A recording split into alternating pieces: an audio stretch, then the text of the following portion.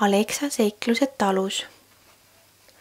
Väike kass Miki elab maal ühes talus. Ühel päeval sõidab maja ette suur auto. Selles istub Huberite perekond.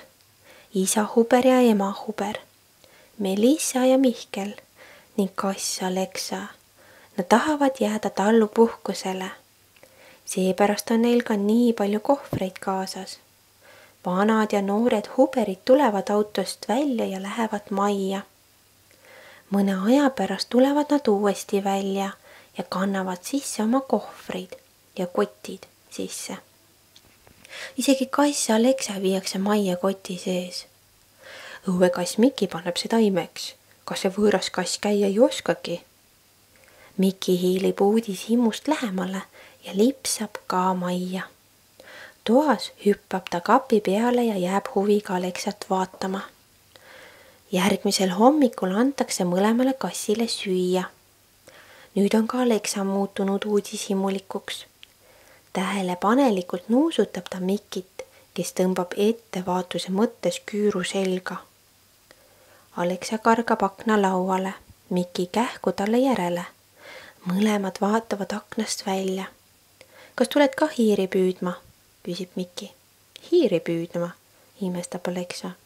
Mis asi see veel on? Miki naerab. Tule ma näitan sulle. Ta lippab läbi avatud ukse õue Alexa tema järel. Põnevusega jälgib ta Mikit, kellel on peagi üks hiir käes.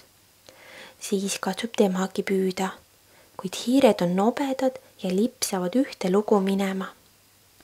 Alexa läheb parema meelega jalutama. Talu ümber laiuvad haljad aasad. Maapind on pehme ja autosid siin ei sõida.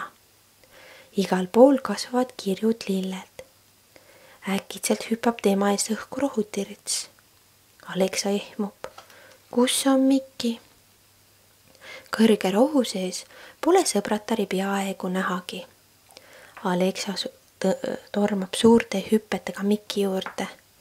Tule hakkame peitust mängima, pakub ta ning ronib ühe kõrge puu otsa. Aga Miki leiab ta loomulikult kohe üles.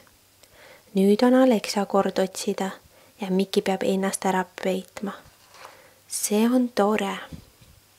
Mõne aja pärast küsib Miki, kuidas oleks, kui lakuks natuke piima.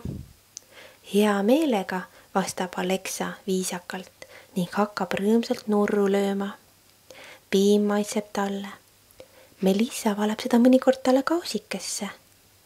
Miki viib ta väikeste akendega maja juurde. Üks aken on lahti. Nad lipsavad sisse. Majas on soe ja lõhnab isemoodi. Muu, teeb lehm. Alexa kargab hirmunult eemale. Kartlikult piilub ta ümberringi. Kus me oleme? Küsib ta ja hakkab nii palju lehmi nähes judisema. Ma ju tahtsin ainult natukene piima saada. Nimelt sellepärast me siin olemegi, selgitab Miki. Need on lehmad ja nemad annavadki piima. Tõsi või? Imestab Alexa. Siis limpsivad nad laudas seisvat piimakaussi. Kõht täis ja meel hea lahkub Alexa laudast.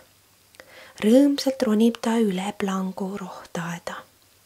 Üsna julge tegu, mõtleb Miki talle järel vaadates, aga juba kostabki valju haukumist, nii nurga tagant tormab välja koer. Alexal tõusevad karvad turri. Appi, hüüab ta ja tormab minema. Siia üles, hüüab Miki, kes istub juba puuoksal. Alexa jõuab viimasel hetkel päästva puu otsa. Koer seisab puu all ja haugub. Oi, imestab Alexa, see on ju hädaohtlik. Meil linnas on koerad rihma otsas. Seal juba niisugust asja ei juhtu. Kui koer mõne aja pärast maha rahuneb, ronivad kassid puu otsast alla. Läheduses on väike tiigike. Tiigil ujub paar parti. Need mulle küll midagi ei tee, mõtleb Alexa. Ta tahaks kaldal pisut puhata ja päikese käes peesitada. Aga peale partide on tiigi ääres veel suured valged linnud. Need on haned, terve pere koos väikeste tibudega. Aleksat märgates hakkab isahani kõva häälega kaagutama ja tiibu lehvitama. Kao minema, röövel, peab see tähendama. Aleksa imestab, peale tema pole siin ju kedagi näha. Aga isahani näib nii kurja olevat, et kass peab paremaks majja tagasi minema. Järgmisel hommikul hüppab Aleksa kohe pärast hommikusööki aknalauale ja hakkab ennast pesema. Noh, kas tuled täna ka kaasa? Küsib Mikki mööda minnes. Aleksa raputab väsinult pead. Täna ma puhkan veidi, vastab ta haigutades ja tõmbab ennast kerra. Ta lööb veel natuke aega nurru ja juba magabki. Aga Mikki, tema vaatab veel mõnda aega aknast välja, siis järgib Aleksa eeskuju. Paneb pea käppadele, pigistab silmad kinni ja hakkab und nägema. Mis ilus päev, mõlemad kassid tukkuvad rahus. Kui hoolega vaadata, siis võib näha, et ajuti võbisevad neil nurrukarvad ja liiguvad sabaotsad. Ehk näevad nad siis unes hiiri.